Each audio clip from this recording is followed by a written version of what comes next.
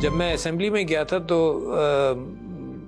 پرانے وقتوں کی اسمبلی میں کہوں گا اس کو کہ میں کمپیوٹر بھی مجھے روک دیا گیا کہ آپ لیپ ٹاپ نہیں لے جا سکتے.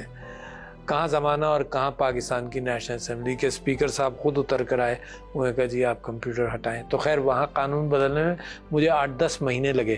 میں نے کہا کہ بھئی آج کل بغیر اس کے کوئی کام ہی نہیں ہوتا, تو خیر وہاں اجازت ہو گئی.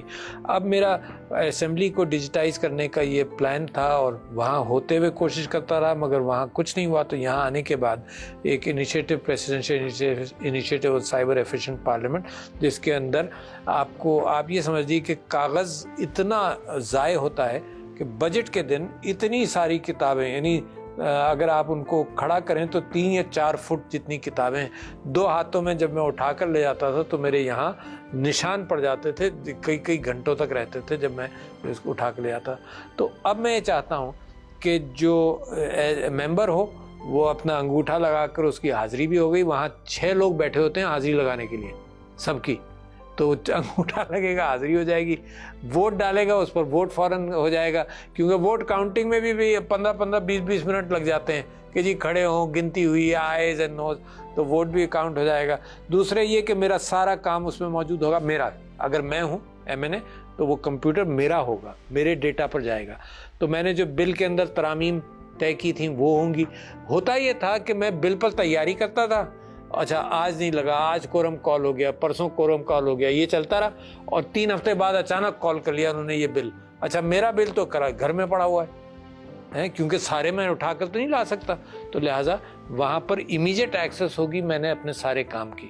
تو بہترین ایریا. خیر ایک تو وہ ہو جائے گا انشاءاللہ جنوری 23 ہم نے کہا ہے.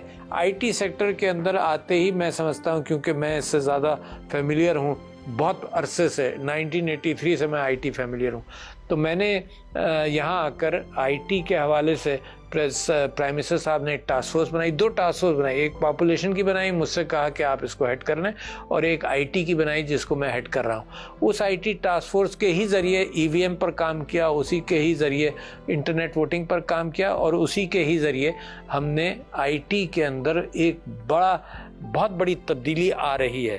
اس کے اندر یقیناً minister of information and technology سب محنت کرتے ہیں, سارا سٹاف محنت کرتا ہے, مگر اس کے اندر یہ ہے کہ پاکستان کی IT ایکسپورٹس 1 بلین سے تقریباً 50% بڑھ کر 2 بلین ہو گئی ہیں, اور اس سال کے اینڈ پر 3.5 بلین ہو جائیں گی. اور میں سمجھتا ہوں کہ جو باقی ایکسپورٹس آپ کی گارمنٹس, رائس, ان سب سے 3-4 سال میں IT ایکسپورٹ زیادہ ہو جائیں گی. میں سمجھتا ہوں کہ 2025 کے قریب یہ 20-25 بلین ڈالر تک پہنچ جائے گی انشاءاللہ. 2025 نہیں, 2026-27 تک, کیونکہ 2025 تک ہم سمجھتے ہیں کہ یہ 8-10 بلین تک پہنچ جائے 2025 تک. اچھا جی, میں آپ کو صرف ایک مثال دیتا ہوں کہ اس کا آپ اندازہ کیجئے کہ کتنی اہم ایکسپورٹس ہیں یہ. سعودی عرب اپنا سارا تیل جو ہر سال ایکسپورٹ کرتا ہے وہ 150 ارب روپے تک, ارب ڈالر تک ہوتا ہے. انڈیا کی IT ایکسپورٹ جو ہیں وہ اتنی ہی ہیں. کین یو امیجن کتنا بڑا ریسورس ویلیو سارا, اور یہ نہیں زمین سے نکل رہا, یہاں سارا آپ کی امپلائمنٹ ہے, لوگوں کا کنٹریبیوشن ہے, اس کو کوئی بند نہیں کر سکتا ہے, اس کو کوئی آئسولیٹ نہیں کر سکتا. تو IT برک اینڈ مارٹر جس کو میں کہتا ہوں انڈسٹری سے زیادہ دنیا کی نئی انڈسٹری IT ہے, آرٹیفیشل انٹیلیجنس ہے, میڈیسن ہے. اس میں پاکستان کا جو یوتھ بلج ہے نا, اس کو ہم نے ایجوکیٹ کرنا ہے. جیسے میں آپ سے آن لائن ایجوکیشن کی بات کر رہا تھا, دنیا کو ضرورت ہے, لاکھوں کی ضرورت ہے. میں جب جاپان گیا تو پرائم منسٹر آبے جو تھے وہاں پر, انہوں نے کہا جی 1-2 لاکھ لوگ ہوں تو ہمیں آج دے دیں آپ. جرمنی, سارا یورپ, سارا امریکہ لاکھوں چاہتا ہے, چائنا لاکھوں چاہتا ہے. اب آپ یہ سمجھیے کوئی یہ رکنے والی چیز نہیں ہے. انشاءاللہ بڑی تیزی سے یہ لوگ پاکستان کے وارے نیارے ہو جائیں گے اس کے اندر انشاءاللہ.